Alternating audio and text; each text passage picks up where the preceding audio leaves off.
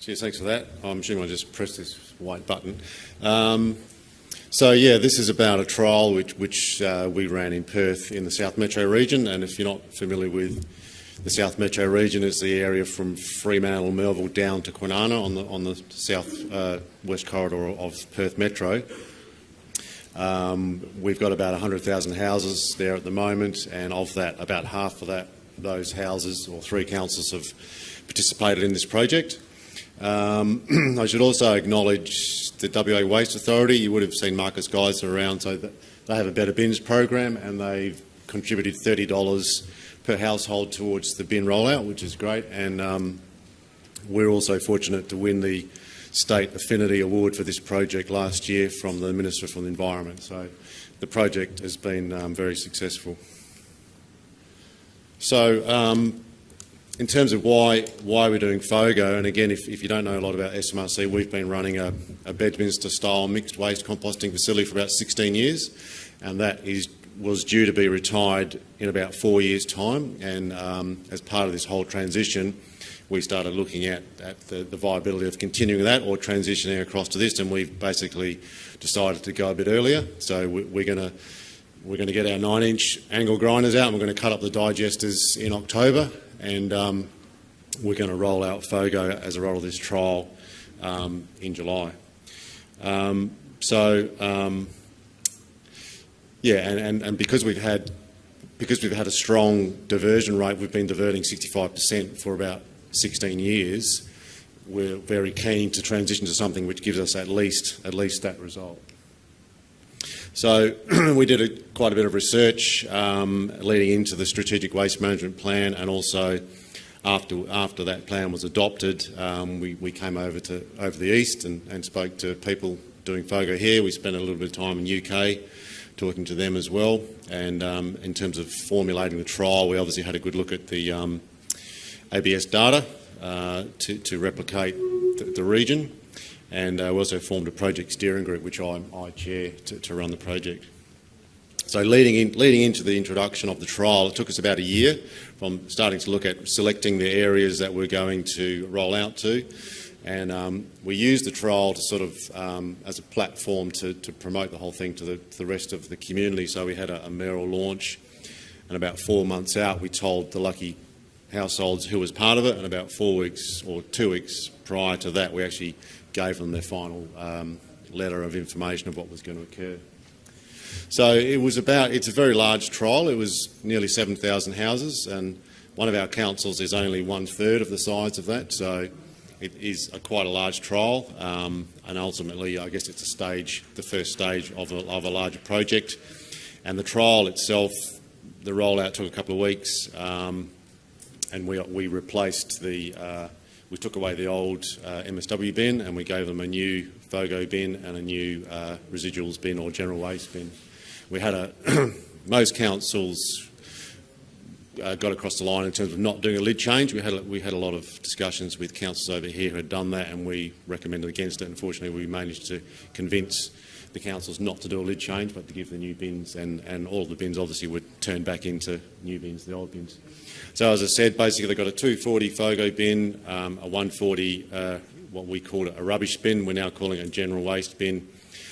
And because we've been doing weekly recycling, we're a little bit different, because we had a very high diversion rate, and we had a very high level of service on recycling. And to accommodate that, because we had to flick back to a fortnightly recycling, we offer all residents the option of a 360, and that's had quite a good uptake as well. We obviously gave them a caddy and 150 liners and a booklet and a calendar. So that's the City of Melville, which is the City of Melville is about 40,000 households, and we selected one area on each day. So we actually had a suburb each day, so we could understand quite clearly what was happening in each suburb, and it also allowed to basically, there's some major arterial roads through there, so we get a lot of good exposure for the trial as well. So basically, every day there was a single dedicated truck that was picking up FOGO, and we also managed to measure the recycling and the general waste. So we've got very good data every day on every area and we're still measuring that data today. So in terms of the impact on operations, this is probably more from the City of Melville's perspective. they put quite a bit of effort into the rollout side and the introduction, and they estimated they spent probably about $24 per household just in that rollout. But in terms of the major rollout, that'll come down a little bit, we think. And we did do a report middle of last year, which MRA did as an independent review, and you can get access to that on our website, and you can actually see that we've got more information on the costings, both on the comms and the operational side of things in terms of the rollout. So this is the inquiries which the City of Melville got during the rollout, and the red line is the total, but basically there's two main inquiries that they were getting. One is my 140 is too small, the other one is I want a 360 litre bin. And towards the end, you can see after about 6 months, the lime green line is when people started asking for more liners. So after about 6 months, some people needed more liners.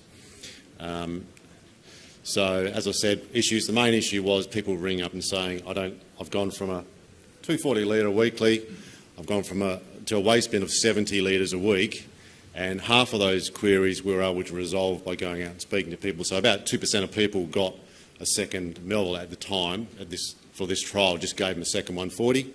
With the new rollout, they'll get a 240 if they qualify. But most people, you just needed to have a bit of a chat to them to resolve how to best use their bin. And again, with the 360, we've had about nearly a 20% take up for that as well, which is good. We changed the compost liner supplier. We had problems with the bags being a bit weak at the bottom, so we've gone to a different supplier, which we're also using for the rollout. The council also happened to adopt a local law for contamination, which they fortunately haven't had to use. And the only time which residents were able to opt out if they had some sort of medical or physical incapacitation reason to do that. So with the community education, we run a Recycle Right program, so we were doing sort of that sort of regional approach, which was the rollout materials and also the bin tagging, and the council was doing sort of more the on-the-ground stuff in terms of their own social media, newsletters and personal follow-ups and all that kind of stuff. So it was a joint approach on community education. So as I said, big part of what we did in terms of comms was bin tagging, and because we had all the data on the areas, we could see in each suburb what was happening tonnage-wise, and we photographed every single load which came in has been photographed across all the streams, so you can see very clearly from every single truckload, and we did that for probably 9 months, so we've got so many photos, it's not funny, so you can actually see very clearly what's happening out there on the ground. So the bin tagging was then very specific about those areas we went out to. Ended up doing about 30% of the trial area, and we structured it in a way that we can do it viably when we roll out in July, that it's something which we're not just throwing a lot of money at something. We can actually viably do it with 2 people with some supplementary contract staff for the 3 councils. So if you're familiar with bin tagging, basically it's just giving people feedback on how they're going. And this graph here shows for the 3 different streams, you can see there was an improvement after each 6-week period. And you can see the green bars is the FOGO bin, and it's very clear that after a few months, people do better with the FOGO system than the recycle. They had the recycling bin for 20 years, still got a problem, and that kind of flows into the red bin because they're both complementary in terms of what to do with things. But the FOGO bin, generally, people understood it, and our contamination rate is sitting around about 2.5%. And the recovery rate during the trial, MRA measured that as being about 66.5%, which as far as we're concerned, was a really good result.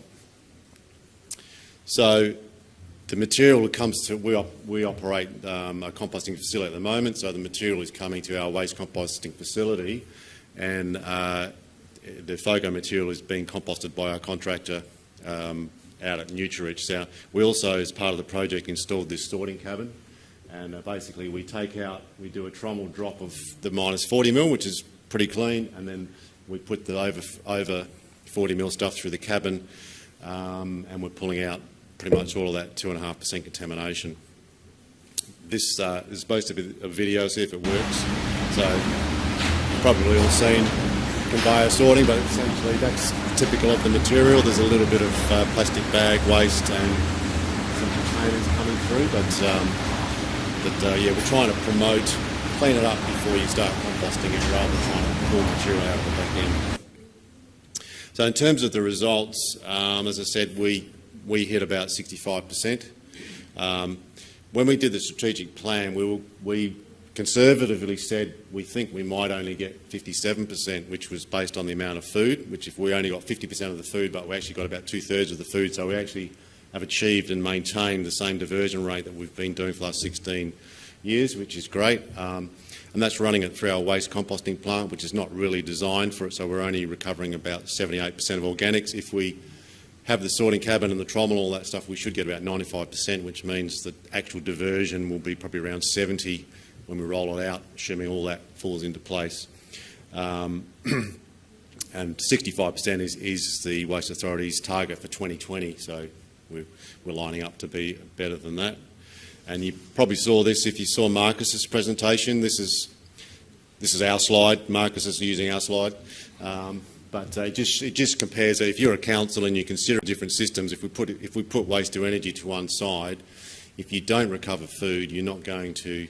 It's highly unlikely that you're going to get above 50%, or you're going to struggle. You're going to have to do a lot of other different things around the periphery to drag yourself above it. And we pretty much achieved what we predicted we would do, and that includes bulk verge for green waste and some bulky metals and hard waste as well. So we did a lot of community surveys. We actually sent every person in the trial, every householder, a survey, and we got a very high response rate of 30%. Normally you'd be lucky to get 10%, and we got very good responses. And we also, at the same time, we went to the rest of the households, about 5,000, and we got about I think it was about a 15% response rate from them.